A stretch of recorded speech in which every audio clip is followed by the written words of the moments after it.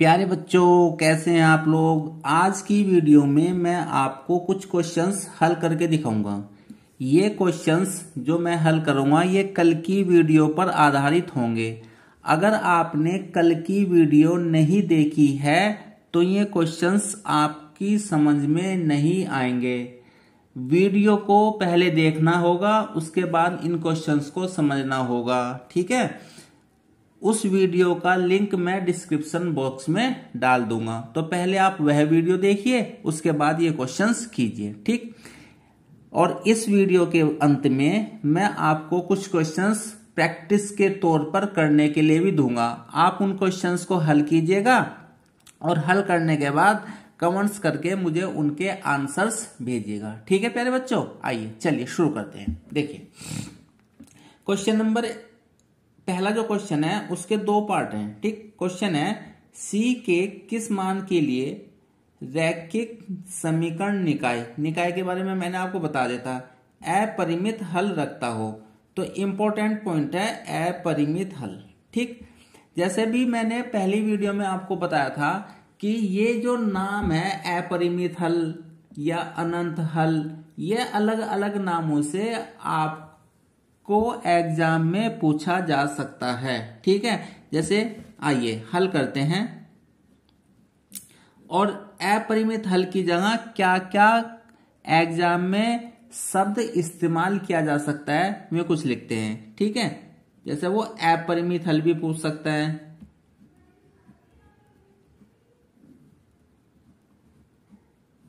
या अनंत हल भी पूछ सकता है, या बहुत हल भी पूछ सकता है,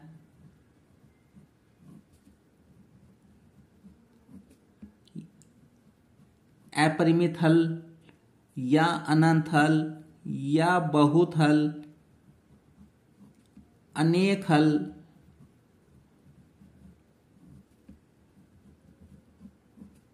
या मेरे प्यारे बच्चों असंख्य हल भी पूछ सकता है।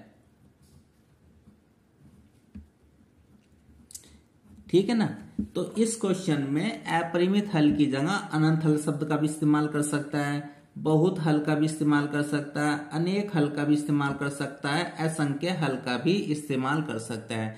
शब्द चाहे कोई भी हो, सबसे पहले आपको इसको समझना होगा कि ये जो शब्द लिखे हैं ये हल कैसे होते हैं। ठीक है, तो चलिए पहला पार्ट हम करते हैं। पहले पार्ट में हमें दो इक्वेशन दे रखी है। एक दे रखी है प्यारे बच्चों 2x + 3y - 2 = 0, और दूसरी समीकरण दे रखी है ये c + 2x 2c + 1y = ये। ठीक है ना, तो सबसे पहले हम समीकरण लिखते हैं। तो समीकरण में लिखा है 2x + 3y - 2 = 0। इसको समीकरण नंबर 1 मान लेते हैं। और दूसरी समीकरण लिखी है प्यारे बच्चों c + 2x और 2c + 1y = 2, c - 1। इसको समीकरण नंबर हम 2 मान लेते हैं। मेरे ख्याल से ये बात आपकी समझ में आ गई होगी। अब जरा इस समीकरण निकाय को देखिए। इस समीकरण निकाय में पहले जो समीकरण है उसमें बराबर 0 है, और दूसरा जो समीकरण है उसमें बराबर में कांस्टेंट टर्म है। सबसे महत्वपूर्ण बात यह है कि समीकरण को हल करने के लिए दोनों समीकरण का एक तरीके से लिखना बहुत आवश्यक है। एक तरीका क्या हो सकता है, या तो दोनों में ही बराबर 0 हो या दोनों में ही बराबर कांस्टेंट हो। तो यहां बराबर 0 है लेकिन यहां बराबर कांस्टेंट है, तो इस समीकरण को मैं प्यारे बच्चों बराबर 0 करके लिख लेता हूं, या इसे बराबर कांस्टेंट करके लिख लीजिएगा, दोनों एक ही बात है।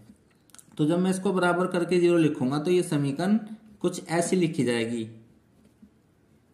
2c + 1y।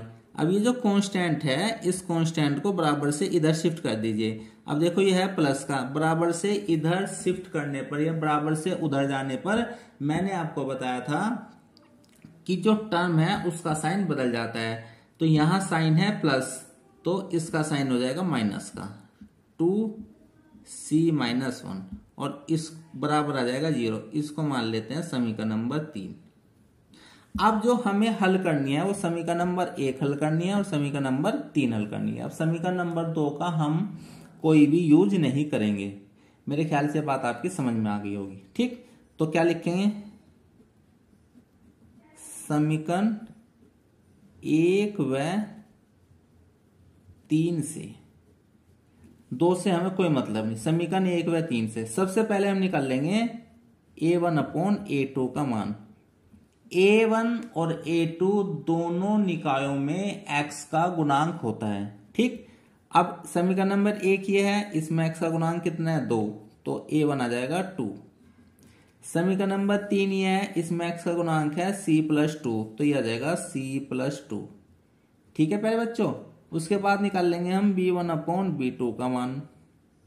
b1 और b2 दोनों निकायों में y का गुणांक होता है, तो पहली समीकरण में y का गुणांक है 3। देखो गुणांक जो है वो चिन्ह सहित लिखा जाएगा। अगर चिन्ह प्लस का है तो वो मैं नहीं लिखूंगा, लेकिन अगर चिन्ह माइनस का है तो वो मैं आपको मेंशन करके जरूर बताऊंगा। ठीक, यहाँ y का गुणांक है 3, तो 3 लिखा गया, और यहाँ y का गुणांक है मेरे प्यारे बच्चों 2c+1, तो ये आ गया 2c+1। उसके बाद हम लिखेंगे प्यारे बच्चों, यहां लिख लेते हैं c1/c2। c1 क्या होता है, कांस्टेंट टर्म पहली समीकरण का। c2 क्या होता है, कांस्टेंट टर्म दूसरी समीकरण का।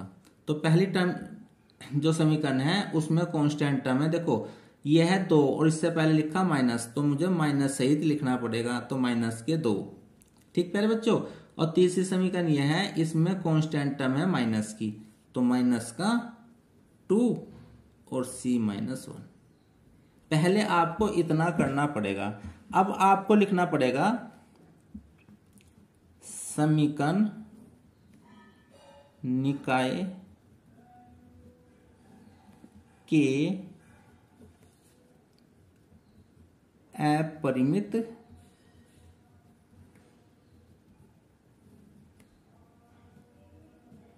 हल हैं, इसलिए a1/a2, b1/b2 और बराबर c1/c2। ठीक है प्यारे बच्चों, आइए a1/a2 का मान डालिए। a1/a2 है 2/c+2 बराबर, b1/b2 का मान है 3/2 और 2c+1। ठीक है प्यारे बच्चों, और बराबर c1/c2 का मान है -2 और c-1।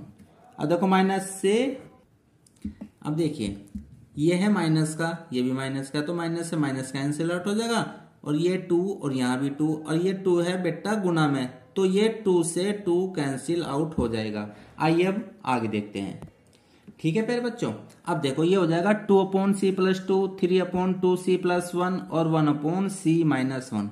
अब ये पार्ट फर्स्ट हो गया, ये सेकंड हो गया, और ये थर्ड होगा।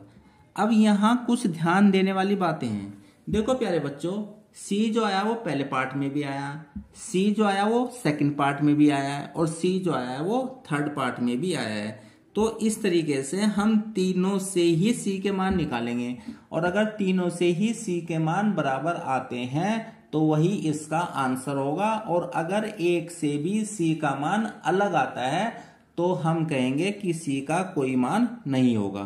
तो इसमें 3 केस बनेंगे। तो केस नंबर फर्स्ट को हम बराबर रखेंगे सेकंड के, और यहां से c का मान निकालेंगे। तो फर्स्ट कितना हो गया 2/c+2 और 3/2c+1। इसकी हम क्रॉस मल्टीप्लाई कर देंगे, इसकी मल्टीप्लाई इसमें करेंगे और इसकी मल्टीप्लाई इसमें करेंगे, तो यहां आ जाएगा 2/2c+1 बराबर 3/c+2। ठीक है प्यारे बच्चों, अब 2 की मल्टीप्लाई अंदर कीजिए, 2 2 जा 4c+2, और यहां आ जाएगा 3c+6। अब c को एक साइड में रख लीजिए, इस c को इधर शिफ्ट कीजिए और इस 2 को इधर शिफ्ट कीजिए, तो यहां आ जाएगा 4c - 3c बराबर और 6 - 2, तो यहाँ आ गया c बराबर 4।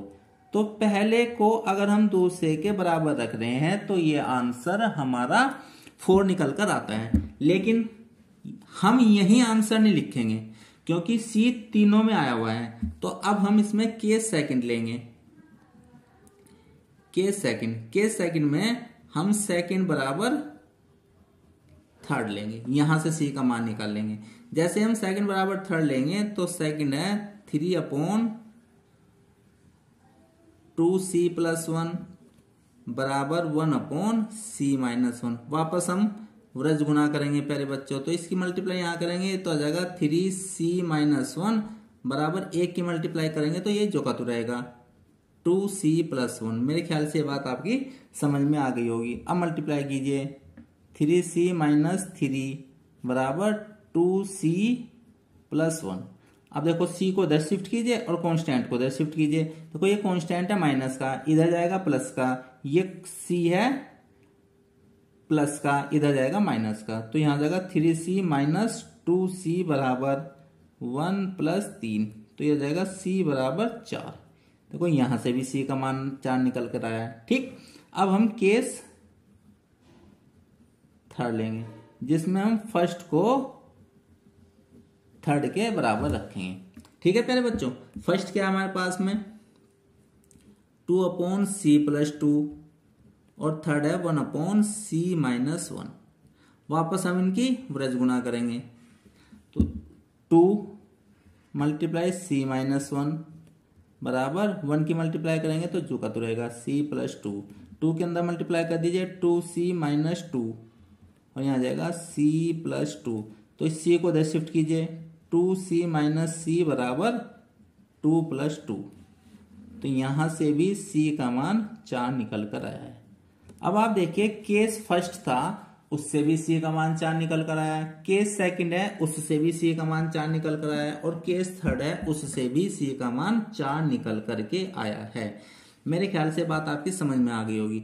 अगर ये मान तीनों से समान निकल करके आया है तो यही आपका आंसर होगा। लेकिन अगर ये मान तीनों से अलग अलग निकल कर आता है या 2 से समान 1 से अलग निकल करके आता है तो हम कहेंगे कि c का कोई मान नहीं होगा।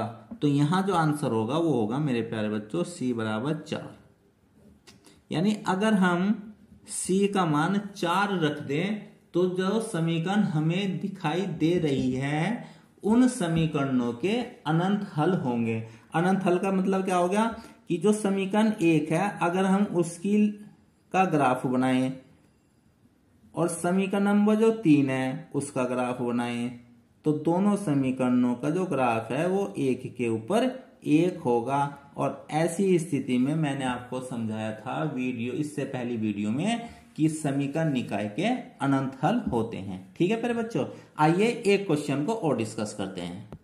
देखो प्यारे बच्चों, क्वेश्चन नंबर जो सेकंड है वह यूपी बोर्ड 2020 में पूछा गया है, तो इसलिए एग्जाम की दृष्टि से यह क्वेश्चन भी बहुत महत्वपूर्ण है।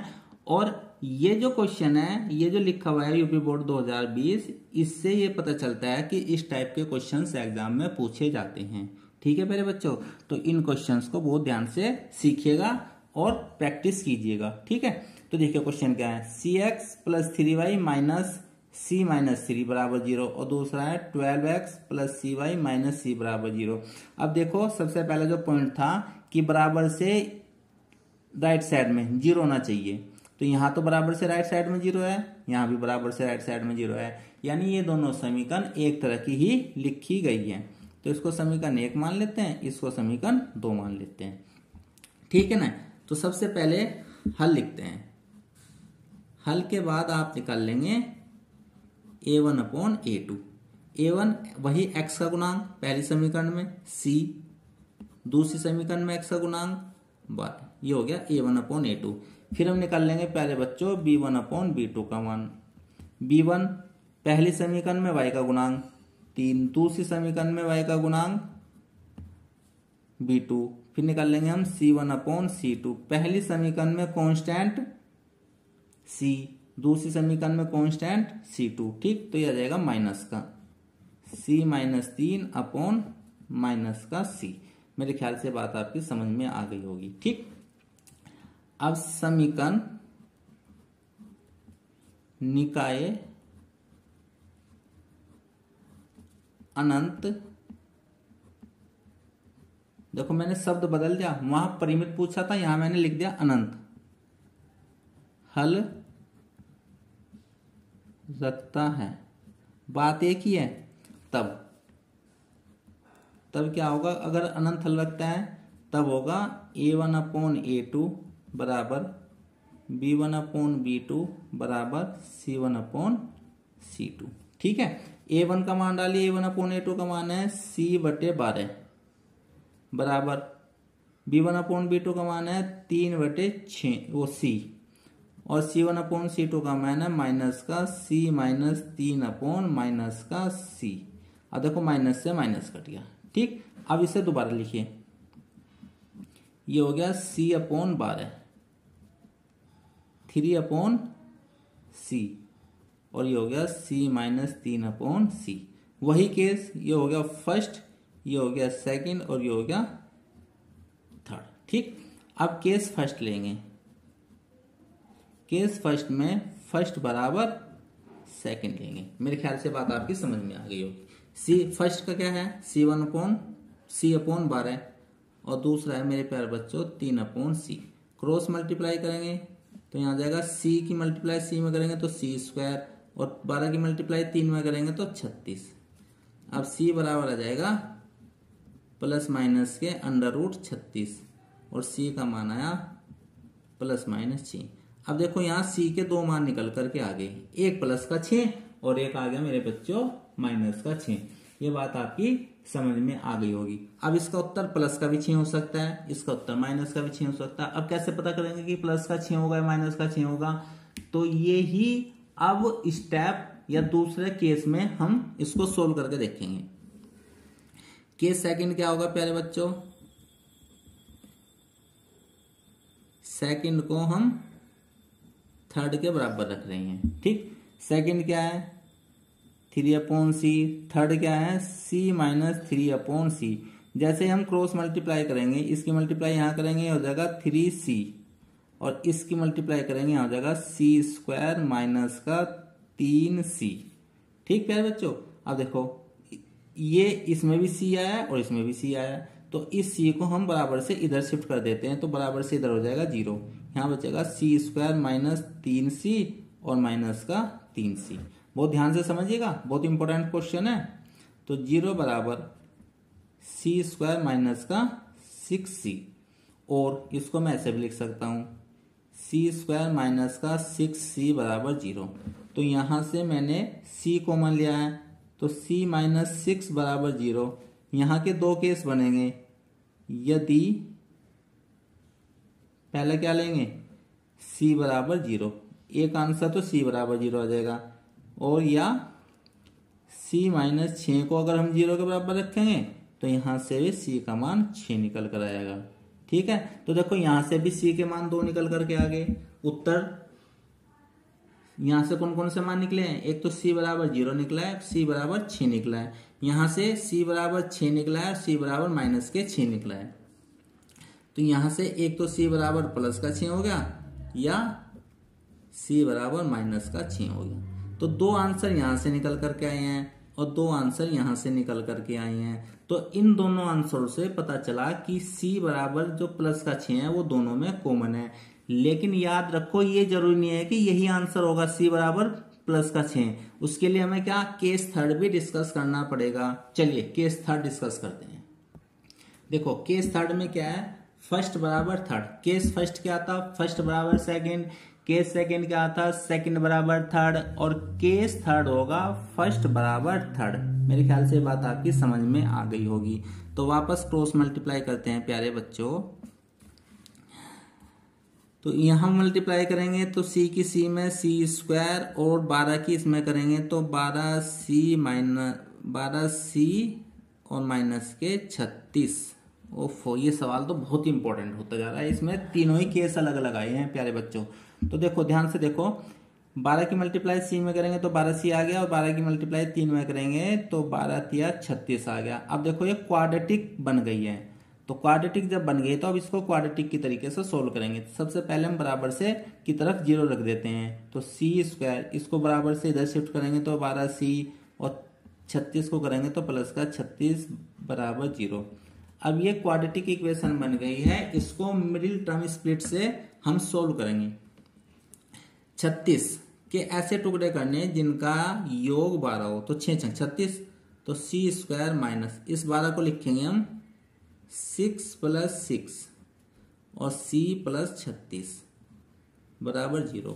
ठीक है, यहाँ हो जाएगा c। ये मेथड आपने 9th में खूब सीखा होगा, इसके क्वेश्चन 8वीं में भी आते हैं, तो इसलिए मैं इस पर ज्यादा ध्यान नहीं दे रहा हूं।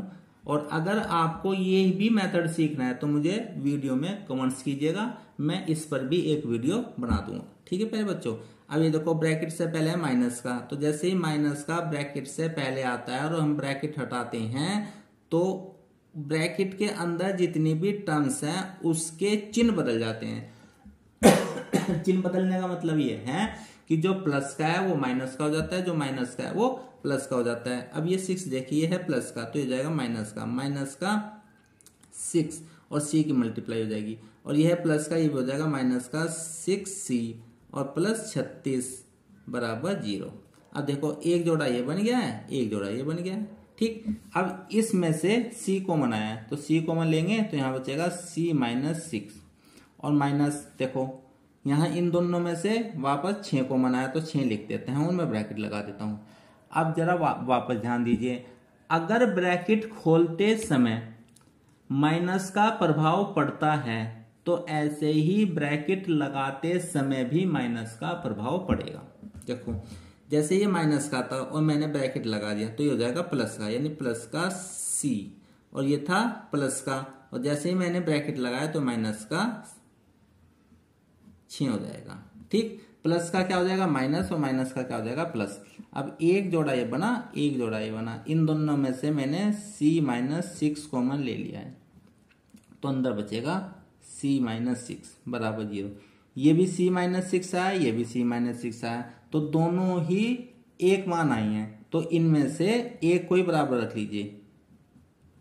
यदि c - 6 को हम 0 के बराबर रखते हैं तो c बराबर 6 आ गया।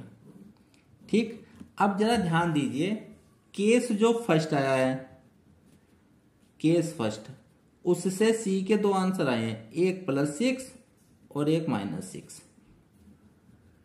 केस जो सेकंड आया है उससे भी c के दो मान आए हैं, एक +6 और एक 0। और जो केस थर्ड आया है उससे भी c के दो मान आए हैं, एक +6 और एक 6।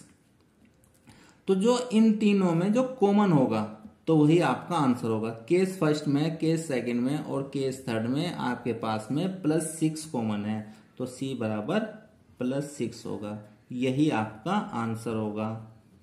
ठीक है, ध्यान देने वाली बात है, कॉमन ही आंसर होगा। बाय चांस आपकी गलती से अब माइनस का 6 आ जाता तो ये प्लस का 6, ये प्लस का 6, ये माइनस का 6, तो आपका आंसर इस क्वेश्चन का कोई ना होता, और हम लिखते हैं c का कोई भी मान नहीं है जिसके लिए समीकरण निकाय अपरिमित रूप से अनंत हल रखते हों। मेरे ख्याल से बात आपकी समझ में आ गई होगी।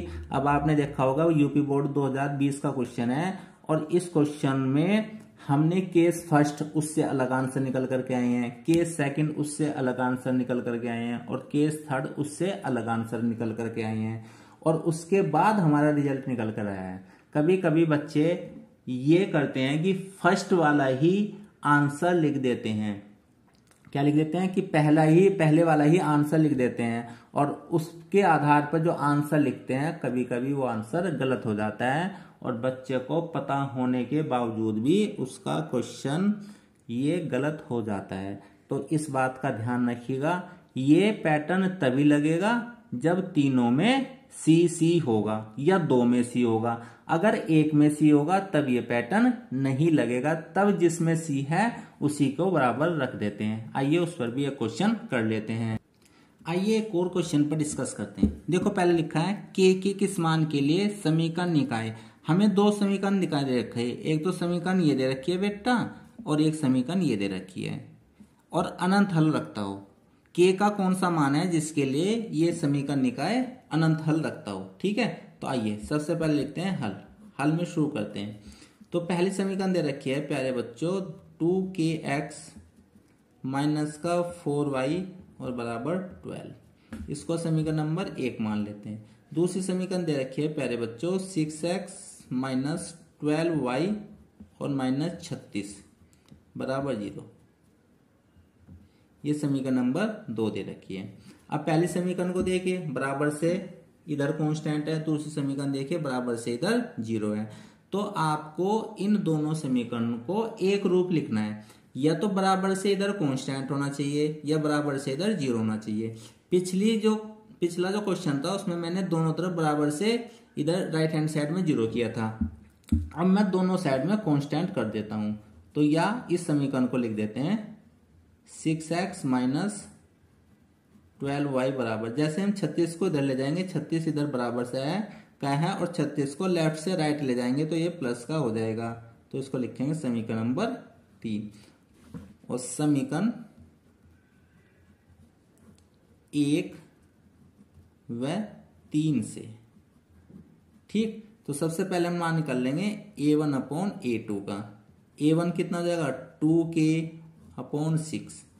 फिर निकाल लेंगे हम b1 अपॉन b2 का। ठीक, तो ये हो जाएगा माइनस के 4 अपॉन माइनस का 12। ठीक, उसके बाद c1 अपॉन c2 का और 12/36। ये हो गया c1 अपॉन c2 का मान। अब लिखेंगे समीकरण निकाय अनंत हल रखता है। ठीक, उसका केस लगाएंगे। जब अनंत हल रखता है तब उसका केस क्या होता है a1 अपॉन a2 बराबर b1 अपॉन b2 बराबर c1 upon c2। a1 upon a2 का मान आया प्यारे बच्चों 2k/6। b1 अपॉन b2 का मान आया माइनस के 4/12 और c1 अपॉन c2 का मान आया 4/-12 और 12 अपॉन 36। तो पहले इनको जो भी सोल्व हो सकता है सोल्व कर लीजिए। देखो 2 और k मल्टीप्लाई में है तो ये कट जाएंगे। 2 से 6 कट जाएगा 3 टाइम, माइनस से माइनस कट गया 4 1 जा 4, 4 3 जा 6, 12 1 जा 12, 12 3 जा 36। तो हमारे पास जो शॉर्ट फॉर्म आ गई वो आ गई k/3 बराबर 1/3 और बराबर 1/3। इसको फर्स्ट मान लेंगे, इसको सेकंड मान लेंगे और इसको थर्ड मान लेंगे। अब देखो सेकंड बराबर थर्ड के तो पहले ही है बराबर है 1/3 और 1/3। तो सेकंड बराबर थर्ड रखने की जरूरत नहीं है। ठीक है, अब हम क्या काम करेंगे, हम केस फर्स्ट लेंगे। केस फर्स्ट में फर्स्ट बराबर सेकंड रखेंगे। फर्स्ट कितना हो गया k/3 और सेकंड कितना हो गया 1/3। क्रॉस मल्टीप्लाई जैसे हम करेंगे तो यहाँ आ जाएगा 3k बराबर 3 और k बराबर आ गया हमारे पास में 3/3 और k बराबर आ गया 1। मेरे ख्याल से बात आपकी समझ में आ गई होगी। अब k का मान आपका 1 आ गया। अब हम ऐसे भी कर सकते हैं कि अब हम फर्स्ट को थर्ड के बराबर भी रख सकते हैं, या हम ऐसे भी कर सकते हैं जिसको मैं लिख देता हूं सेकंड पैटर्न। सेकंड पैटर्न में ये जो k का मान आया है ये यहां पुट कर दीजिए। तो जैसे ही आप k का मान पुट करेंगे तो यहां आ जाएगा देखो k/3 1/3 और 1/3। k का मान पुट करेंगे तो ये जाएगा 1/3 बराबर 1/3 बराबर 1/3। अब देखो ये तीनों बराबर आ गए हैं। तो जैसे ये तीनों बराबर आएंगे तो k बराबर 1 आपका आंसर होगा। यानी k का मान अगर हम 1 ले लें तो जो हमें समीकरण निकाय दिया गया है उसके अनंत हल होंगे। मेरे ख्याल से ये बात आपकी समझ में आ गई होगी। अब मैं आपको प्रैक्टिस के लिए कुछ क्वेश्चन देता हूं, आप उन क्वेश्चंस को कीजिएगा और अगर उनमें कोई डाउट हो तो आप मुझे कमेंट्स कीजिएगा। ठीक है प्यारे बच्चों। अब देखो प्यारे बच्चों, मैंने आपको ये 4 क्वेश्चन दिए हैं, आप इनकी प्रैक्टिस कीजिएगा और प्रैक्टिस करने के बाद में इनके आंसर भी मैच कीजिएगा। मैंने इनके आंसर भी लिखे हैं, एक मिनट, पहले क्वेश्चन का आंसर अभी नहीं लिखा गया है, तो पहले मैं लिख देता हूं पहले क्वेश्चन का आंसर। देखो ये है सेकंड क्वेश्चन, इसका आंसर है k बराबर 10। ये है थर्ड क्वेश्चन, इसका आंसर है a बराबर 6। और मेरे प्यारे बच्चों ये है फोर्थ क्वेश्चन। फोर्थ क्वेश्चन थोड़ा सा प्रैक्टिस इसकी ज्यादा करनी पड़ेगी, क्योंकि इसमें एक वेरिएबल नहीं 2 वेरिएबल के मान निकालने हैं। a बराबर 3 आएगा और b बराबर 6 आएगा। तो ये प्रैक्टिस के तौर पर बहुत ही इंपॉर्टेंट क्वेश्चन है। अब मेरे पास में पहले क्वेश्चन का मैं आंसर लिख देता हूं। ठीक है प्यारे बच्चों, पहला क्वेश्चन भी फोर्थ क्वेश्चन की तरह ही है। इसमें भी 2 अननोन वेरिएबल है, एक a है और एक b है। आपको इन दोनों के ही मान निकालने हैं। a का मान -5 आएगा और b का मान -1 आएगा। ठीक है प्यारे बच्चों, आप इनकी प्रैक्टिस कीजिएगा। और इसकी प्रैक्टिस करने से पहले आपको पहली वीडियो देखनी बहुत जरूरी है। Thank you for watching.